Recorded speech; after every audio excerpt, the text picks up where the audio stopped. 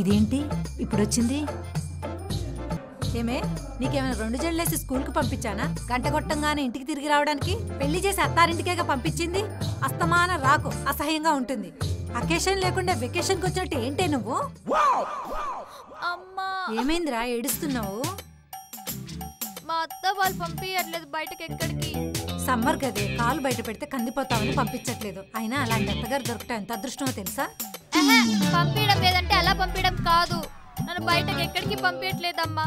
పెళ్లికి ముందు కాళ్ళు కందిపోకుండా చూసుకుంటామంటే ఏమో అనుకున్నా, కానీ ఇలా అని కల్లో కూడా ఊహించలేదు.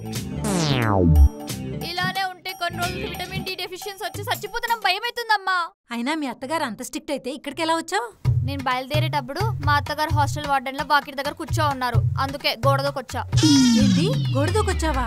అవునమ్మా, ఒక అమ్మాయి పెళ్లికి ముందు గోడ దూకితే ప్రేమించిన వాడి కోసం అని అర్థం, అదే పెళ్ళైక దూకితే ఫ్రీడమ్ కోసం అని అర్థం అమ్మా. అయినా మెడలు గోడలు దూకటానికి ఒలింపిక్స్ లో మెడల్స్ వచ్చిన ఫ్యామిలీనా? మిడిల్ క్లాస్ ఫ్యామిలీ ఏమంది?